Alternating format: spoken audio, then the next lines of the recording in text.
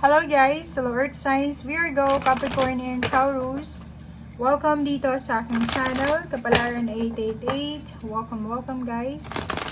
Alamin natin kung anong messages, vibration, gabay, energy para sa inyong lahat. Ito ay general reading, weekend reading para sa lahat ng Earth Signs. I hope na makuha nyo yung energy dito. Okay, wealthy man, and Earth Signs, 11 and 13. 4 ito guys Wow. Weekend to posibleng babae ka man or lalaki. Posibleng ikaw ay manalo. Manalo ka sa loto. Diba? Manalo ka sa wedding. May wedding ba yun? Manalo ka sa palahok. Diba? Manalo ka sa paligsahan. Or kung ano pa man to na pwede mong mapanalunan, na sudden kasi siya unexpected wealth, unexpected inflow of abundance siya. Na pwedeng maging wealthy man ka or wealthy woman. Na pwedeng magdala to sa'yo ng stability. Ang dalawang barahang to is parang sinasabi sa'yo na isang financial inflow of abundance, money, ang pwedeng makuha mo sa weekend na to.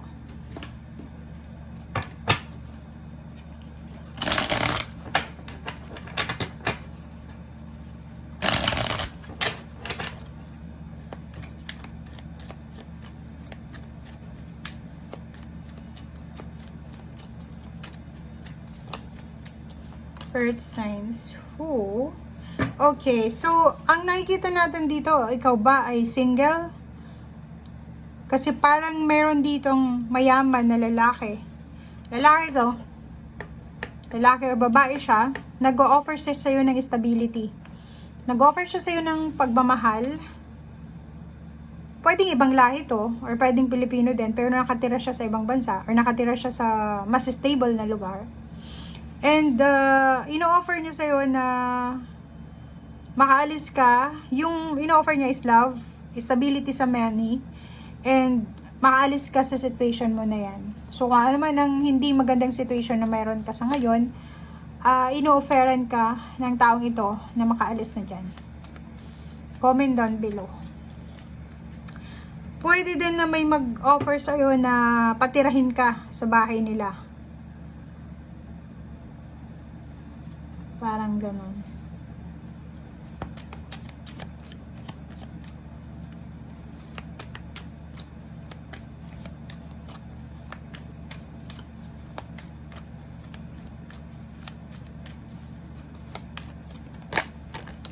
Okay. Tip. Ang galing na ito guys. So, kung ano man itong ino-offer sa'yo, it's either relationship man siya, work or business, eto daw, ay posibleng maging daan para maging Queen of Pentacles ka. Para yumaman ka, para mahawakan mo yung financial or yung makuha mo yung financial stability and achievements.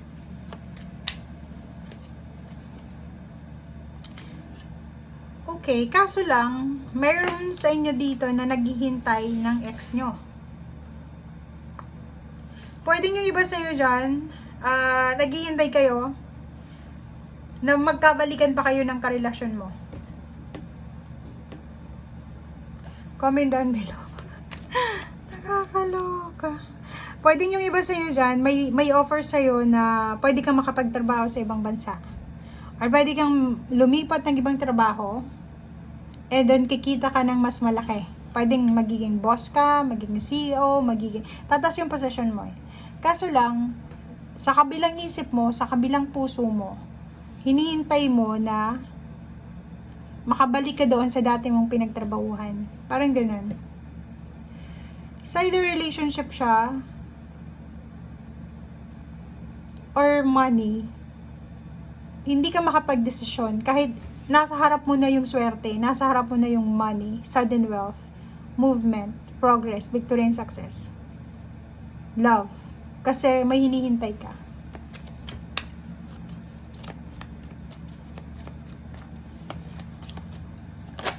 Kaloka.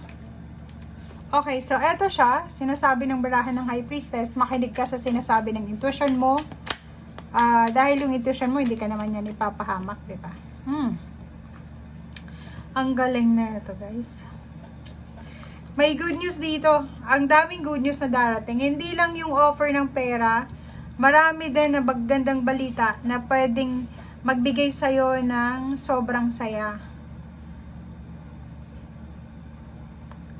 Meron ditong celebration eh, 'di ba? So pwedeng imbitado ka sa kasal kasi may nag-o-offer sa'yo dito. May nag-o-offer ng kasal, imbitado sa kasal, imbitado sa isang celebration, party. Ang galing. Pera, may darating na pera, may ino-offer na pera. Puro pera dito, guys. Okay, so nandito yung 5 of Swords and then the Hierophant. Kaso lang may temptation ka dito. So kung may nag-offer sa'yo ng relationship, may nag-offer sa'yo ng work, may nag-offer sa'yo ng business, travel, free plane ticket, free ticket or ano pa man, free lodging, free house, free nasasakyan, wag mo yan na ikakwento sa kahit na kanino. Kasi meron ka ditong 5 of Swords. May isang tao dito na binabantayan yung bawat galaw mo. Naiinggit siya sa'yo eh. Meron ka na posibleng wala siya. Pero mabait siya sa harap mo mabait siya sa harap mo. Nakangiti, pero behind your back, galit na siya sa'yo. So if ever man ikwento mo sa kanya itong mga blessings na itong ino-offer sa'yo, ng universe and then ng tao, talagang itong taong to, mamumuhi siya sa'yo nang hindi mo alam. Pero wala naman siyang magagawa eh, 'di ba? Basta sinasabi ng baraha dito na may maiinggit sa'yo. Okay, 5 of... Meron ditong manghihinayang. Kasi 'di ba parang nanghihinayang yung iba, siguro may asawa ka na. Siguro may karelasyon ka na. Siguro may trabaho ka na. Kasi yung offer na to sa'yo is immediate siya. Sudden eh. Diba like, for example, may trabaho ka tapos, or estudyante ka pa lang, ino-offeran ka ng work. Hindi ka pwedeng magtrabaho kasi nag-aaral ka. Hindi ka pwedeng lumipat ng company kasi nakasign ka ng contract sa current company mo.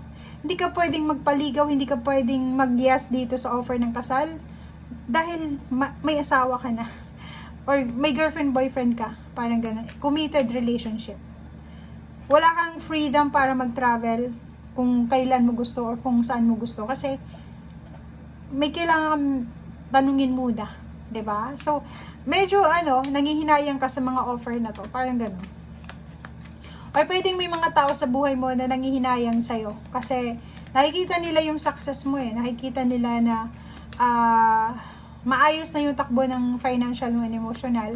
So, nanghihinayang sila na pinakawalan ka nila. Pwede yung ex mo.